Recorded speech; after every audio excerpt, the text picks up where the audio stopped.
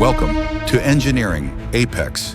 We uncover the story behind the speed. Subscribe for the deep dive.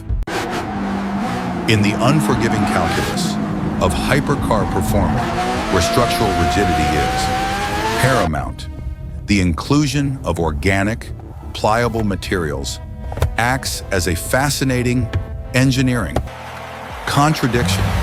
There is a violent paradox here in a chassis built to withstand the brutal physics of twin turbocharged torque, yet wrapped in a material that breathes, stretches, and reacts.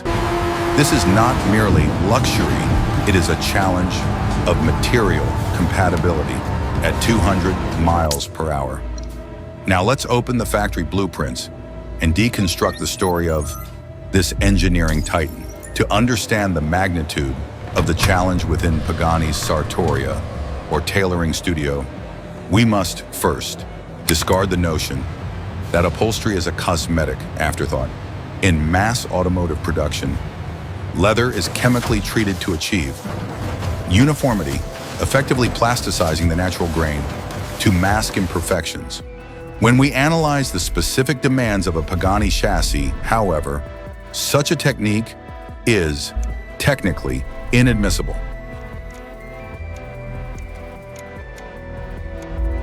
The central monocoque, often constructed from Carbo-Titanium HB62, is designed to be exceptionally stiff, transmitting road data directly to the driver's spine and hands. The engineering problem here is one of signal transmission and weight. Carbon fiber and aluminum are static, predictable materials with specific coefficients of thermal expansion. Leather is organic and hygroscopic. It expands with humidity and contracts with heat. The fundamental conflict facing the engineers is how to mate a living, fluctuating material to a chassis born of aerospace rigidity without introducing tolerance, gaps, or adding unnecessary mass. Weight is the enemy also of the apex. A standard luxury seat can weigh nearly 30 kilograms. Pagani's philosophy requires the interior components to contribute to the overall lightness of the vehicle, forcing the leather to act almost as a structural skin rather than a heavy covering.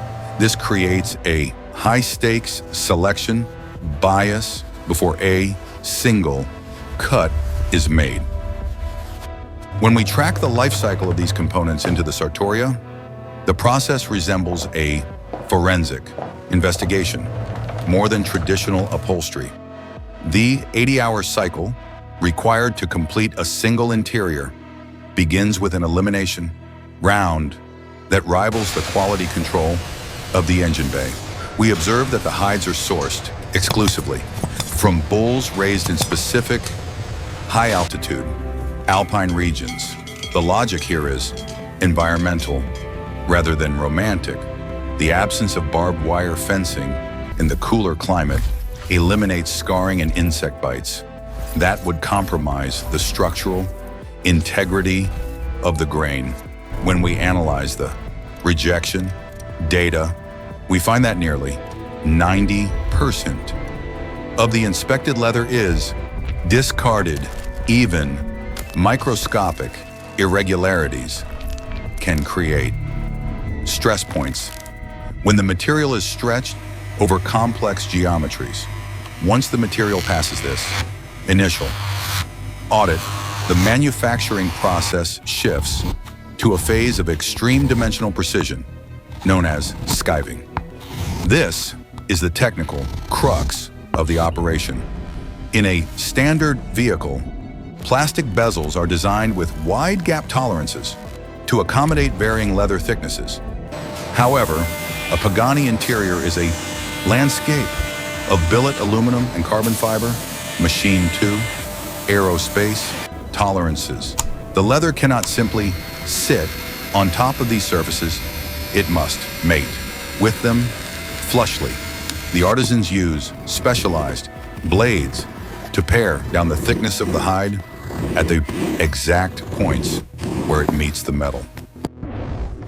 If the leather is left 50 microns too thick, the aluminum instrument dials will not seat correctly, disrupting the visual flow and tactile operation of the switchgear. If it is pared too thin, the tensile strength is compromised, leading to premature failure at the seam.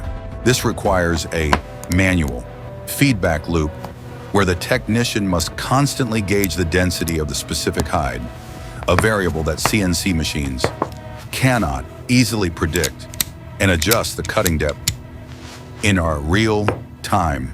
The complexity peaks at the steering wheel, the primary point of contact. Here, the leather must be tensioned over a complex dual radius rim without wrinkling or using excessive adhesive weight. The stitching process itself is a structural undertaking, using a specific thread gauge designed to resist UV degradation. The needlework effectively locks the organic layer to the composite skeleton. We see this most clearly in the door pulls and strap handles, which are often load-bearing components. These are not decorative flourishes. They are engineered straps that must support the force of closing a heavy gull-wing door thousands of times. The 80-hour investment is not a pursuit of opulence for its own sake. It is the time required to force an inconsistent, organic material to behave with the predictability of a machined alloy. This obsessive focus on the tactile interface culminates in a specific functional output, the fidelity of driver feedback. In an era dominated by synthetic inputs and steer-by-wire systems, the Pagani cockpit remains a defiantly analog control center.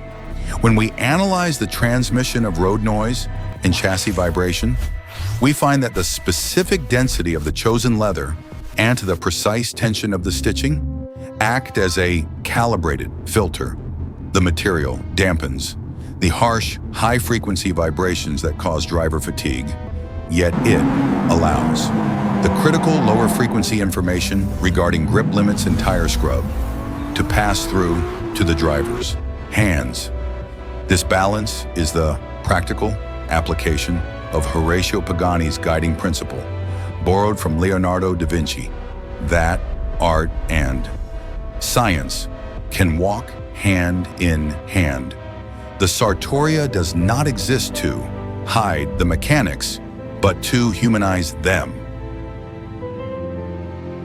By ensuring that every touch point, from the shift knob to the seat bolsters, is perfectly mated to the driver's physiology, the engineering team secures a legacy that outlasts pure performance statistics, while lap times are eventually surpassed by newer technology. The sensory connection provided by this bespoke environment remains timeless. The leather, unlike a digital display which faces immediate obsolescence, is designed to patina, recording the history of the vehicle's usage and transforming a mechanical assembly into a curated artifact of the automotive age. Ultimately, the 80 hours spent in the Sartoria reveal a deeper truth about these machines. Beneath the cold precision of carbon fiber and the raw power of titanium, there remains a pulse of human dedication. It is a profound reminder that even at the bleeding edge of velocity, the most critical component is not the engine, but the hand that built it and the hand that guides it.